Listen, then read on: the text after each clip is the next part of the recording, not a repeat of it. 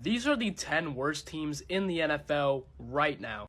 At number 10, I don't care what any of y'all have to say, it is the Buffalo Bills. This team is simply just not that good. Their wide receiver room is below mediocre. They have absolutely nobody on defense. And outside of Josh Allen, the only real talent I see on this team is James Cook. Never a doubt in Josh Allen's talent, but this team is simply just too weak.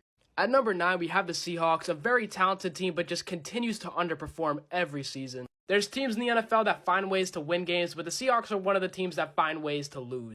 At number 8, we have the Saints. They have one of the best defenses in the NFL, but their offense is absolutely horrific. I don't have any trust at all in Derek Carr. I thought he was coming off a pretty decent season for the Raiders, but when he joined the Saints, he just has not looked the same.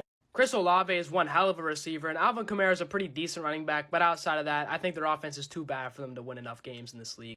At number 7, we have the Commanders. Always seem to have talent on defense, but continue to underperform. I also didn't like the idea to sign Dan Quinn, a defensive-minded coach, when they have an extremely young offense. Just didn't think it was a good fit at all. Wouldn't expect them to be anything at all this year.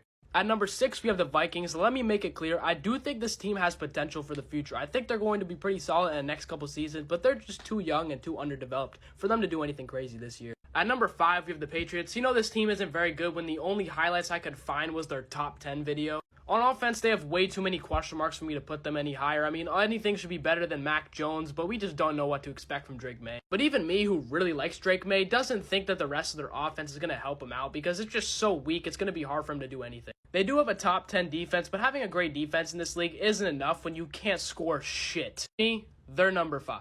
At number 4, we have the Titans. Very weak roster, in my opinion. Really questionable decision to get rid of Mike Vrabel. I think their defense will be alright, but I just don't think it's going to be good enough to save them from the lack of production on offense. At number 3, we have the Giants. You know what's bad when I look up Giants highlights and you only see baseball? And if you're thinking it's down here, nope, this is my recommended, guys. Paid Daniel Jones way too much money, and it's coming back to bite him. That mixed with them losing Saquon Barkley, it's going to be a rough season for New York. At number 2, I have the Panthers. I think they're going to be better than last year. By that, I mean I think they're going to be better than 2-15. I think Bryce Young's pretty underrated, a pretty damn solid quarterback. But when you're working with possibly the worst roster in the NFL, you're not going to be able to do anything with it.